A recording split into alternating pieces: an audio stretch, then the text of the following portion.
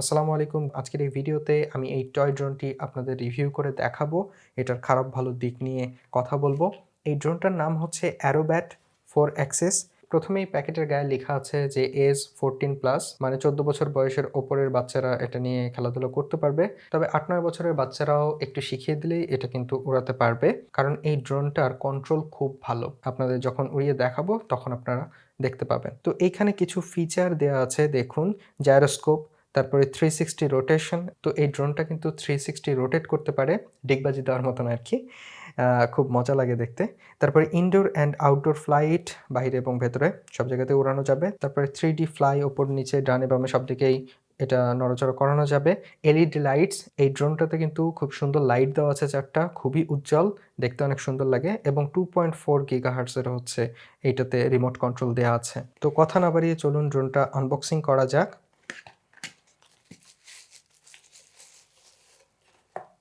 আপনারা হয়তো দেখে মনে করতে পারেন যে ড্রোনটা আসলে কোথায় গেল, এটা তো রিমোট কন্ট্রোল। তো খুব ভালোভাবে লক্ষ্য করলে দেখবেন যে এইটা হচ্ছে ড্রোন। ড্রোনটা রিমোট কন্ট্রোলারের ভেতরেই এইভাবে সুন্দর করে রাখা আছে। এতে যেটা হবে যে আপনাদের ক্যারি করা অনেক সুবিধা, তারপরে ড্রোনটা সুন্দর সেফ একটা জায়গায় কিন্তু আপনারা রাখতে পারবেন। তো ড্রোনটা বের করতে হলে এইটা এভাবে খুলতে হবে চাপ দিয়ে, তারপরে আপনি ভেতরে ড্রোনটা পেয়ে যাবেন। এই যে আমাদের ড্রোন। ড্রোনটা দেখতে আসলে অনেক কিউট এবং বাচ্চাদের খেলার জন্য পারফেক্ট একটা জিনিস। তো ড্রোনটা আমি একটু সাইডে রাখি। এখানে দেখি যে রিমোট কন্ট্রোলটার ভেতরে আর কি আছে। এটার মধ্যে কিছু অ্যাক্সেসরিজ আপনারা পাবেন। পেছন দিকে দেখবেন যে একদিকে খোলার জায়গা। এখানে ট্রিপলে ব্যাটারি দিতে হবে 2টা, মানে রিমোটের ব্যাটারি আমরা যেটাকে বলে থাকি। এখানে আমি 2টা ব্যাটারি তুলে দিই এবং এটা বন্ধ করে দিই। তারপরে এই পাশকারটাতে কিছু অ্যাক্সেসরিজ দেওয়া আছে। এখানে চার্জের কেবল দেওয়া আছে, চিকন পিনের চার্জার এটা। যেকোনো মোবাইলের চার্জারের সাথে এটা আপনি লাগাতে পারবেন, লাগিয়ে চার্জ দিতে পারবেন, অথবা পাওয়ার ব্যাংকের সাথে লাগিয়ে এটাকে চার্জ দিতে পারবেন। কিভাবে দিতে হবে একটু পরে দেখাচ্ছি। তারপরে এখানে আরও কিছু জিনিস আছে, আমরা এটা বের করি।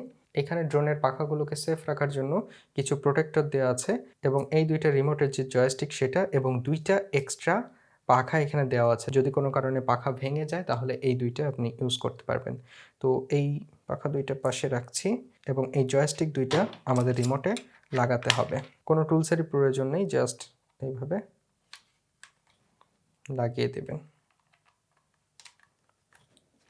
বাস, আমাদের রিমোটটা হচ্ছে রেডি।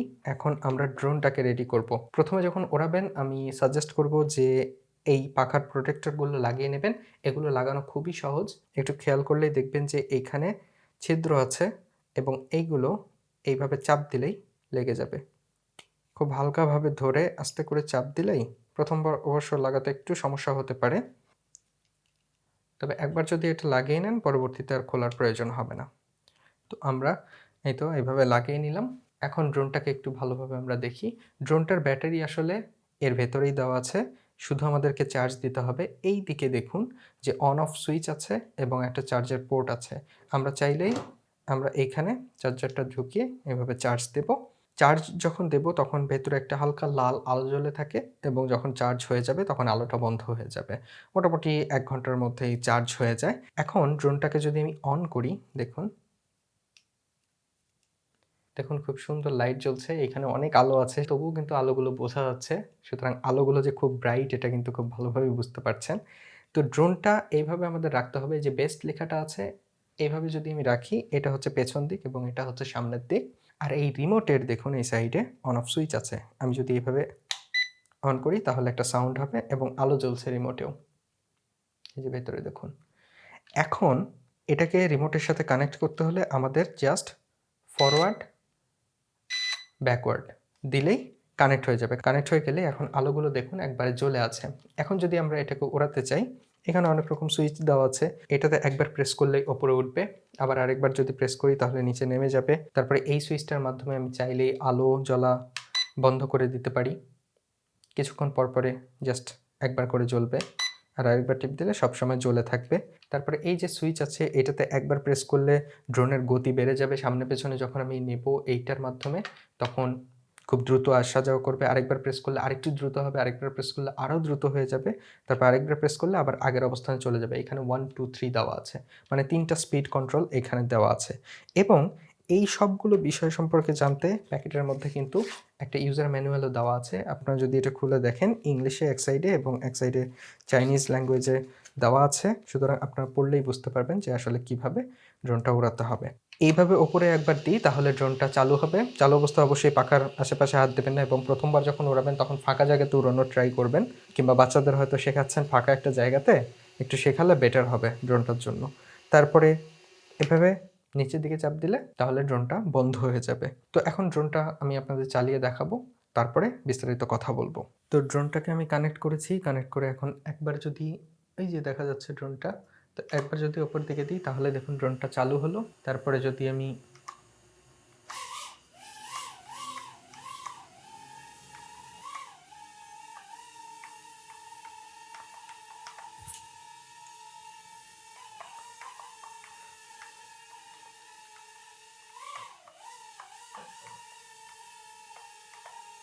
ক্যামেরার সামনে এটাকে আনি তাহলে ভালোভাবে দেখতে পাবেন। ড্রোনটাকে ডিগবাজি দেওয়াতে হলে আমাকে যেটা করতে হবে যে এইখানে যে সুইচটা আছে দেখতে পাচ্ছেন, একটু ব্লার আউট হয়ে গেছে বাট বুঝতে পারছেন অবশ্যই। এই সুইচটা চাপার পরে আমি যেদিকে ঘোরাবো সেদিকে ডিগবাজি দেবে।